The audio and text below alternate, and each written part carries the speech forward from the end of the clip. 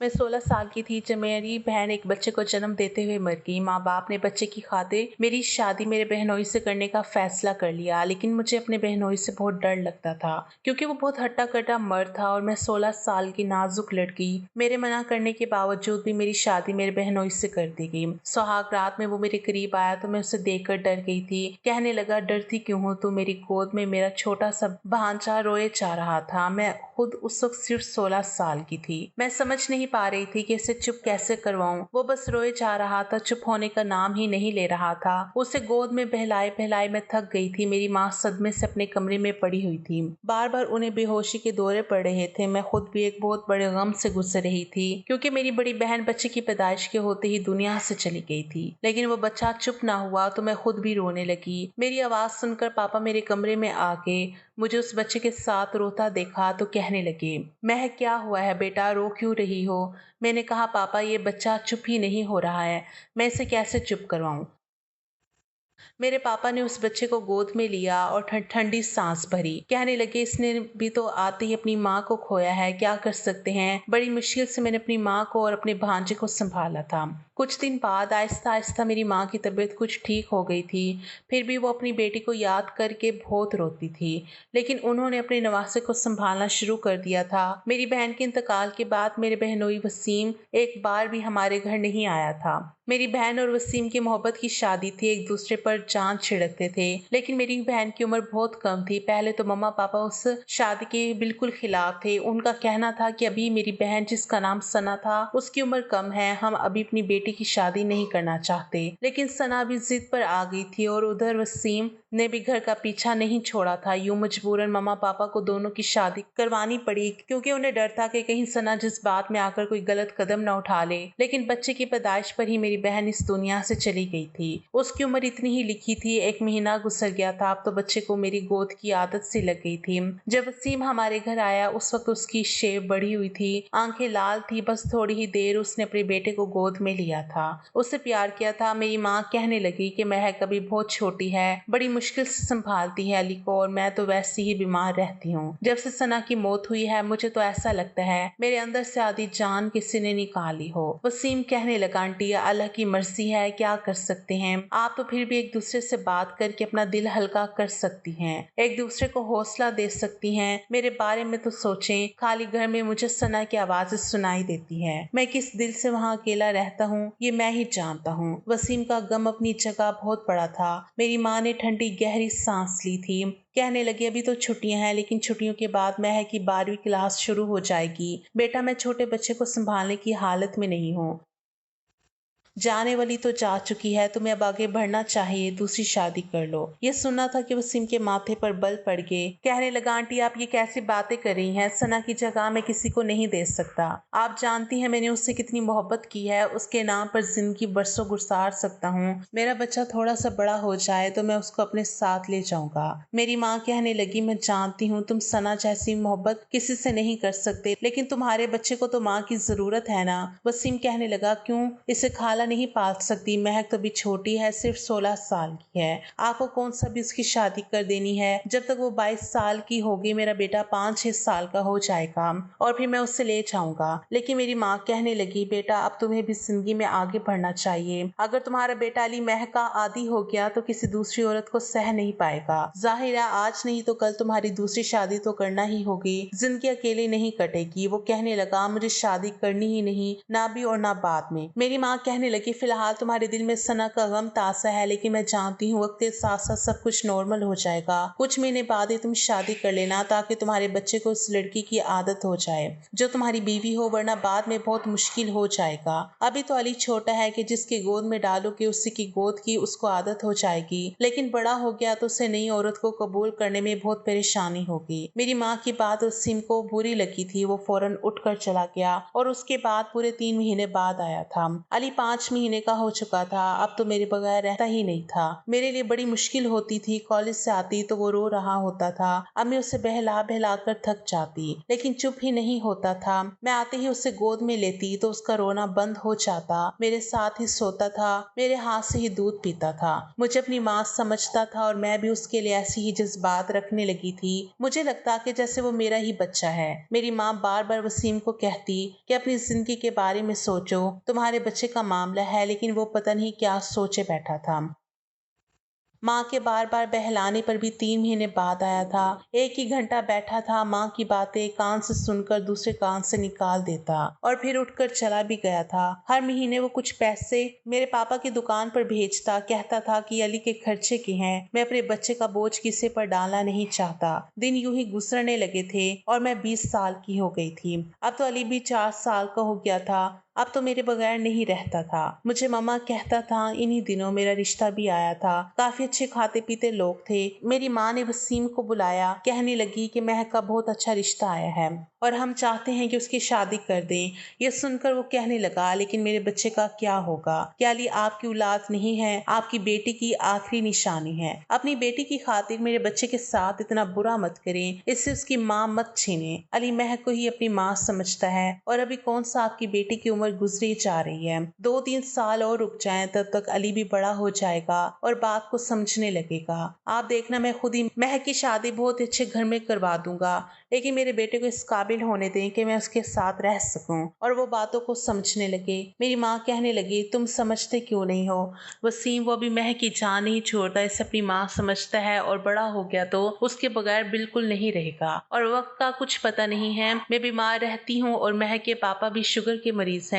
हम अपनी बच्ची की शादी जल्द से जल्द करना चाहते हैं। तुम अपने बारे में सोचो। वो कहने लगा, ठीक है, आपको इतनी ही जल्दी है तो फिर महक की शादी मुझसे कर दें। वसीम ने ये बात अचानक ही कही थी। मेरी माँ को इस बात की उम्मीद नहीं थी कि वसीम ऐसा भी कर सकता था। ये सुनना था कि मेरी माँ ने हैरत से उसे देखा था। कहने लगी, तुम महक से पूरे 10 साल बड़े हो। वसीम ने कहा, तो फिर क्या हुआ? अली महक को अपनी माँ समझता है, अब उसके बगैर नहीं रह सकता और मैं किसी दूसरी औरत को ले आऊंगा तो पता नहीं वो मेरे बच्चे के साथ कैसा सलूक करेगी।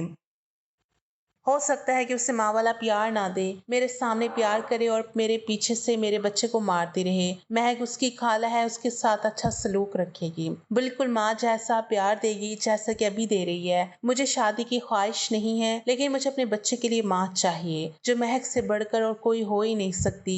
मेरी माँ कहने लगी, मैं तुम्हारे ससुर से बात करके देखूंगी। देखो महक मेरी एक ही बेटी है, अगर तुम इसे अपनाना चाहते हो तो पूरे दिल से अपनाना। सिर्फ अली की माँ की हैसियत से नहीं, अपनी बीवी की हैसियत से भी अपनाओ, ताकि मुझे शादी की बाद अपनी बेटी की तरफ से फिक्र ना रहे। ये बात सुनकर वसीम के माथे पर बल पड़े थे। कहने लगा, आपको शिकायत का मौका नहीं मिलेगा। वसीम अच्छे खाते पीते घराने से ताल्लुक रखता था। दिखने में भी खूबसूरत नौजवान था।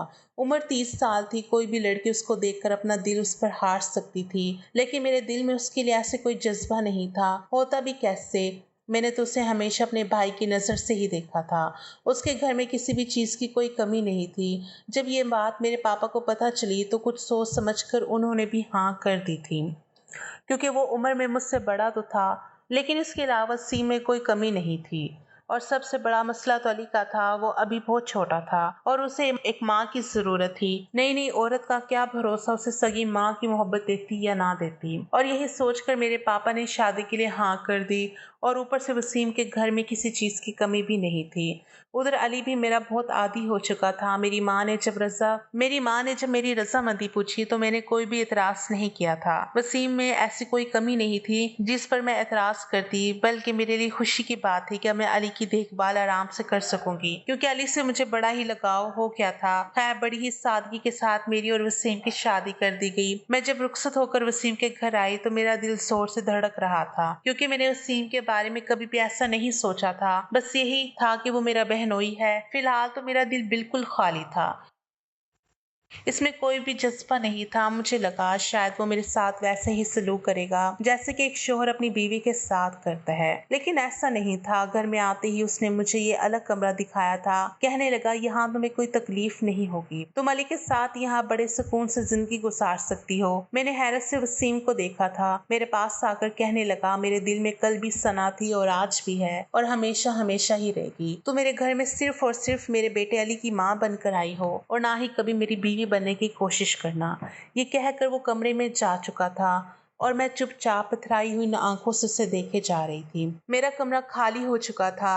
अली मेरी उंगली पकड़े मामा मामा कह रहा था। मैंने अपनी आंखों से आंसू साफ किए और अली को बेड पर लिटाकर सुलाने लगी। अपने कपड़े बदलते हुए मुझे बहुत रोना आ रहा था। भले ही ये शादी जैसे भी हालात में की गई थी, लेकिन मेरे लिए एक एहसास था। मैं वसीम को दिल से कबूल कर चुकी थी और मैं उसके साथ मियाँ बीवी का रिश्ता रखना चाहती थी, लेकिन उसने मेरे मुंह पर ही मेरी बेइज्जती करके मेरे साथ बहुत बुरा किया था। मेरा दिल दुखाया था उसने। मैंने सोचा इससे तो अच्छा था मेरी माँ मेरी शादी किसी और से कर देती। कम से कम वो मेरे साथ ऐसा सलूक तो ना करता। यह आदमी तो बेहिस था। कितने आराम से मुझे ये सब कुछ कहकर चला भी गया था। एक बार भी नहीं सोचा था कि मेरे दिल पर क्या गुजरेगी। मुझे अपनी बहन से नफरत नहीं थी, लेकिन मैं अपनी जिंदगी अच्छे से गुजारना चाहती थी। हर लड़की यही चाहती है कि उसका जीवन साथी सिर्फ और सिर्फ उससे मोहब्बत करे। पहले जब वसीम सना से मोहब्बत करता था तो मुझे इस बात की खुशी होती थी कि मेरी बहन कितनी खुशकिस्मत है, उसे इतना प्यार करने वाला शौहर मिला है। लेकिन अब यही बात मुझे चुभने लगी थी।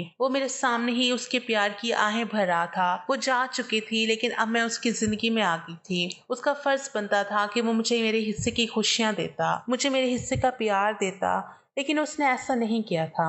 सुबह मैं उठी तो बिल्कुल चुपचाप थी और मैंने नाश्ता टेबल पर रख दिया था। वसीम ने चुपचाप नाश्ता किया। उसने एक नजर उठाकर मेरी तरफ नहीं देखा था। मैं उस पत्थर दिल आदमी को देखकर अपने दिल ही दिल में आंसू बहाती रही। खूबसूरती में सना से कहीं बढ़कर थी। खूबसूरत तो वो भी थी, लेकिन मैं उससे कहीं ज्यादा खूबसूरत थी। लेकिन वसीम ने मेरी तरफ नजर उठाकर भी नहीं देखा था। उसके दिल में सिर्फ सना थी। वो चला गया और दिन अब ऐसे ही गुजरने लगे थे। पूरा दिन या तो मैं काम पर लगी रहती या अली में लगी रहती, लेकिन रात को ना चाहते हुए भी मेरी आंखों में आंसू बहने लगते थे। वो तो मुझे देखना भी पसंद नहीं करता था। मेरे पास आना तो बहुत दूर की बात थी। हाँ, मेरी जरूरत का हर सामान वो लाकर रख देता था। मुझे खाने पीने पहनने ओढ़ने की कोई कमी नहीं थी, लेकिन औरत के लिए यही सब कुछ काफी नहीं होता। उसे शौहर की मोहब्बत चाहिए होती है, जो मुझे मिल नहीं रही थी। हर लड़की के अंदर ये ख्वाहिश होती है, मेरा मन करता वो मुझे प्यार दे, मेरी तारीफ करे। एक बार यूं ही मेरा तैयार होने को जी चाहा। मैंने खूबसूरत सी साड़ी पहनी थी, मैंने मेकअप किया था, अपने बाल खुले छोड़ दिए। इत्तेफाक ऐसा था कि उसी वक्त वसीम भी घर आ गया। मुझे देखकर उसके माथे पर बल पड़े थे। गुस्से से मुझे देखने लगा और बोला, ये क्या पहन रखा है तुमने? इस तरह तैयार होकर मेरा दिल बहाना चाहती हो? क्या समझती हो क्या मैं कमजोर किरदार का मालिक हूँ? तुम मेरे सामने सच सवर कर आओगी तो मैं अपने होश आवाज खो बैठूंगा, तुम्हारे करीब हो जाऊंगा। शर्म नहीं आती ऐसे हथकंडे इस्तेमाल करते हुए? उसकी बातें सुनकर मुझे अपना आप उसके सामने बहुत छोटा लगने लगा था। मुझे अपनी बहुत ही बेइज्जती महसूस हुई थी। मेरी आंखों में आंसू आ गए थे। मैं तो बस यूं ही तैयार हुई थी।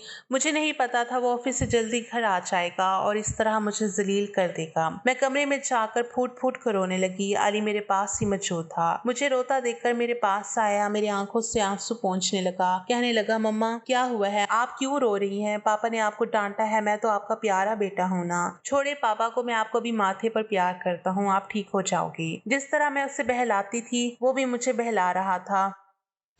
उसने मेरे माथे पर प्यार किया तो मैंने अपने आंसू साफ किए। रोते हुए मैंने अपना सारा होलिया बिगाड़ दिया था। मेरी लिपस्टिक पूरे मुंह पर फैल चुकी थी, बाल बिखरे हुए थे और काजल भी गालों तक आ रहा था। मेरे दिल में उस अली के लिए जरा भी कोई एहसास नहीं था, बल्कि मुझे उस पर गुस्सा आ रहा था। न जाने क्यों मुझे एकदम से ये महसूस होने लगा कि जैसे अगर मेरी जिंदगी में अली ना होता तो शायद आज मेरे साथ ये सब कुछ ना हुआ होता। अली की वजह से ही मेरी शादी वसीम के साथ हुई थी, जो कि मैं बिल्कुल नहीं चाहती थी। अली ने मेरा ऐसा होलिया देखा तो अपने छोटे हाथों से मेरा चेहरा साफ करने लगा। कहने लगा, मम्मा आप तो प्यारी सी भूतनी बन गई हैं। मैं भी आपका चेहरा साफ करता हूँ, वरना पापा डर जाएंगे और आपसे फिर लड़ेंगे। उसकी बात सुनकर मेरे चेहरे पर मुस्कुराहट फैल गई थी। वो तो मासूम बच्चा था। लेकिन उस दिन के बाद से दोबारा मैं कभी तैयार नहीं हुई थी। मैं तो बड़े ही शरारती टाइप की लड़की हुआ करती थी। दिल चाहता था कि बोलूं, हंसूं, खेलूं, तैयार हूं, मेकअप करूं और रंग बिरंगे कपड़े पहनूं, लेकिन उस दिन के बाद से दोबारा सिर्फ एक बार ही मेरा दिल ये सब करने को नहीं चाहता। मैं अब 21 साल की हो चुकी थी, मेरी सालगिरह थी और पता नहीं उस दिन मेरे दिल में क्या आई कि मैंने अपनी पसंद का लाल रंग का जोड़ा पहना था, बाल भी खुले छोड़ दिए। अब ये दिन वसीम का था और अभी वसीम के आने का वक्त नहीं था। हल्का फुल्का मेकअप मैंने अपने चेहरे पर कर लिया था, अली मेरे पास ही मौजूद था। अब तो उसके स्कूल जाने की भी उम्र हो चुकी थी। कभी जब मैं बहुत ज्यादा बेचैन होती तो मेरे दिल में उसके लिए गुस्सा आने लगता, लेकिन अगले ही पल मैं अपने इस एहसास को झटक दिया करती थी। ये तो मेरा भांजा है, मुझे ममा ममा कहता है। मैं बिल्कुल अपनी औलाद की तरह इसको मोहब्बत करती थी। इसकी सजा मैं अली को क्यों दूं? उस दिन मैं तैयार बैठी थी जब अली ने मोबाइल में मेरी तस्वीर बनाकर वसीम के नंबर पर भेज दी। मैं इन सब बातों से बिल्कुल अनजान थी। बहुत वक्त के बाद मेरा बिरयानी खाने का दिल कर रहा था। मैं उठकर किचन में चली गई और बिरयानी बनाने लगी। हम दोनों माँ बेटा बैठकर भी खाना ही खा रहे थे कि तभी गुस्से से वसीम घर में दाखिल हुआ। मुझे इतना तैयार देखकर अगले ही पल अपना मोबाइल मेरे सामने कर दिया। कहने लगा, ये सब कुछ क्यों किया है? तुम्हें शर्म नहीं आती? मैं वहाँ मीटिंग में बिजी हूँ और तुम मुझे बार बार अपनी तस्वीरें भेज रही हो। मैंने कितनी बार तुम्हें समझाया है कि मेरे सामने इस तरह की हरकतें मत किया करो। तुम्हारी मेरी नजर में कोई भी अहमियत नहीं है। तुम सिर्फ और सिर्फ मेरे बच्चे की माँ हो। मैं तो बस हक्का बक्का उसका चेहरा देखती रही, क्योंकि मुझे तो कुछ पता ही नहीं था। अगले ही पल उसने मेरा मुंह दबाकर मुझे जोर से झटका दिया था। मेरे हाथों में सुर्ख रंग का कांच की चूड़ियां थी जो मैंने बड़े ही दिल से अपने ड्रेस के साथ मैचिंग करके पहनी थी। अगले ही पल उसने मेरा हाथ टेबल पर मारा था। जोर से टेबल पर हाथ लगने से चूड़ियां टूटकर इधर उधर बिखर गई थी। अली तो डरकर पीछे पीछे छुप गया था। कांच और मेरी कलाइयों में चुप चुका था। मुझे तो पता ही नहीं चला कि कौन सी तस्वीरें वसीम के नंबर पर भेजी गई थी। वो तो अली था आज अपनी नादानी में मेरी तस्वीर उसने अपने पापा के नंबर पर सेंड कर दी थी। वसीम के गुस्से का निशाना मैं बनी थी। शायद तैयार होना, अपनी मन मर्जी के कपड़े पहना, अपनी पसंद का खाना खाना, सब कुछ मुझ पर हराम हो चुका था। मैं अपने कमरे में बंद होकर ही काफी देर तक अपने जज्बात और अपने अरमानों का गला घोंट कर रोती रही। मेरी आंखों से आंसू बह रहे थे। उस रात एक पल के लिए भी मेरी आंखें बंद नहीं हुई थी और अली दरवाजा बचाता रहा, लेकिन मैंने दरवाजा नहीं खोला। वो अपने बाप के पास ही सो गया था। अगली सुबह जब मैं कमरे से बाहर निकली तो मेरा रवैया बिल्कुल बदल चुका था। वसीम मुझे पलट कर देख रहा था। उसे लगा शायद मैं कुछ बोलूंगी या शिकायत करूंगी या अली के साथ बुरा सलूक करूंगी ताकि उसे मुझे डांटने का फिर से मौका मिल जाए। लेकिन मैं ये एकदम से चुप थी। दिमाग में सिर्फ यही बात थी कि मैं सिर्फ और सिर्फ अली की माँ हूँ और मेरा यहाँ कोई दूसरा काम नहीं है। मेरा काम यहाँ सिर्फ अली का ख्याल रखना और अपने शोहर की जरूरतों का पूरा करना था। मैंने अपना मन तो कब का मार लिया था। सारी मोहब्बत, सारे जज्बात, सारे ख्वाब जो मेरी उम्र की लड़कियां देखती हैं, मैंने देखना छोड़ दिए थे। बड़े प्यार से मैंने अली को नाश्ता करवाया था। उसके बाद उसे स्कूल छोड़ा। घर के सारे काम काज किए थे। मेरे जितने भी नए सूट थे, कीमती महंगे जोड़े जो मुझे मेरी माँ ने लेकर दिए थे, मैंने उनको सबको रख दिए थे। मैंने खुद पर अब ध्यान देना छोड़ दिया था। कितने कितने दिन तक मैं कंघी भी ना करती थी। खैर, मैं अली के साथ साथ वसीम की हर जिम्मेदारी निभाती थी। मैंने वसीम से बोलना ही छोड़ दिया था। कभी जरूरत होती तो बोल देती, वरना अपने कामों में ही लगी रहती। मुझे चुपचाप कामों में लगा देखकर अब शायद वो भी महसूस करने लगा था। कभी कभी वो मुझसे बात करने की कोशिश करता, लेकिन मैं बस हाँ में जवाब दे देती। फिर उसकी हिम्मत ही नहीं होती थी मुझसे बात करने की। लेकिन अब मुझे इन सब बातों से जरा भी फर्क नहीं पड़ता था। मेरे जज्बात तो कब के खत्म हो चुके थे और अली स्कूल जाने लगा था। पढ़ाई में भी बहुत अच्छा। अब तो टाइम बचता, मैं उसको पढ़ाने में बिजी हो जाया करती थी। ना ही मुझे अपनी खूबसूरती को बनाए रखने का शौक था और ना ही सजने संवरने का। चूड़ियां होती है ये तो मैं भूल ही चुकी थी। कोई भी फंक्शन हो, कोई भी त्योहार हो, मैंने कभी सज सवर कर नहीं जाना था। इस बार जब ईद आई तो शायद वसीम नोट कर चुका था। वो जब अली को मॉल लेकर गया तो मुझे भी चलने का कहने लगा, लेकिन मैंने काम का बहाना बनाकर मना कर दिया। जब वसीम अली के साथ वापस आया तो बड़ा ही खुश था। मेरे पास आया और एक कागज मेरी तरफ बढ़ा दिया। कहने लगा, ये मैं तुम्हारे लिए लाया हूँ। ये कहते हुए वो कुछ हिचकिचा रहा था। चेहरे पर शर्मिंदगी भी थी। मैं तो हैरान थी, इतने सालों में वो मेरे लिए आखिर क्या चीज लेकर आया था। मैंने बेयकीनी से उसकी तरफ देखा था और फिर बगैर किसी भाव के मैंने उसे खोल कर देखा तो उसमें कांच की लाल रंग की चूड़ियां थी जो कभी मेरी पसंदीदा हुआ करती थी। मैंने एक सरसरी सी नजर चूड़ियों पर डाली और कहने लगी, आप किसके लिए लाए हैं? वसीम मुझे हैरत से देखने लगा। बोला, मतलब मैं अपने बेटे की माँ के लिए लाया हूँ। तुम्हें लाल रंग की चूड़ियां पसंद है ना, तो पहन लो। मैं तो जितना हैरान होती उतना ही कम था। नजर उठाकर जो उसकी आंखों में देखा, एक पल को मुझे उसकी आंखों में अजीब सी कशिश महसूस हुई थी। कुछ ऐसा जरूर था जिसने मुझे नजर चुराने पर मजबूर कर दिया था। शायद उसे इतना सालों में एहसास हो चुका था कि मैं उसकी बीवी हूँ, और उसकी पहली बीवी तो मर चुकी थी, लेकिन उसकी जिंदगी में एक दूसरी औरत भी थी। यही वजह थी कि उसके घर में हम एक जायज होने के बावजूद भी एक दूसरे से दूर थे, क्योंकि वो सना को अभी तक भूला नहीं था। लेकिन शायद इस सब का उसके दिल में मेरे लिए मोहब्बत जागने लगी थी।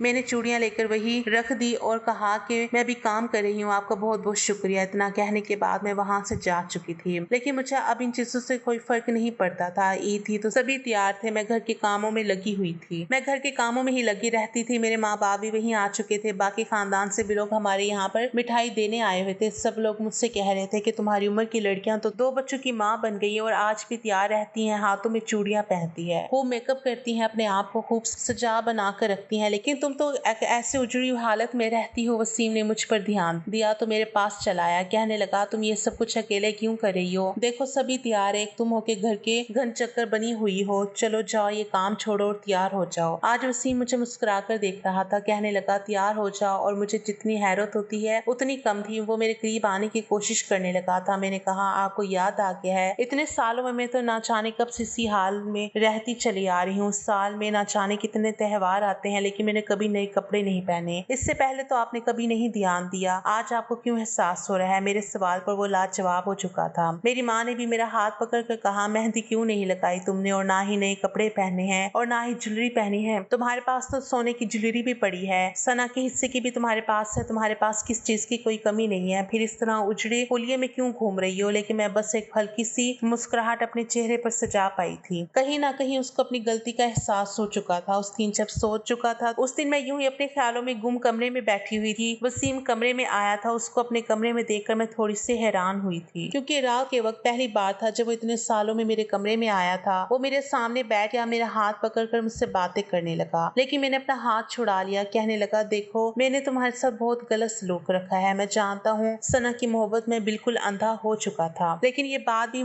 जानती हो कि सना मेरी जिंदगी में क्या अहमियत रखती थी। हम दोनों एक दूसरे पर जान लुटाते थे। फिर उसको मुझे छोड़कर चले जाना मेरे दिल और दिमाग पर गहरा असर डाल चुका था। मैं तो बिल्कुल भी उसके लिए दीवाना सा हो गया था, जिसकी खातिर मैंने तुम्हारा हक भी भुला दिया था। लेकिन वक्त के साथ साथ ये एहसास हो चुका है कि मैंने तुम्हारे साथ बहुत गलत किया है।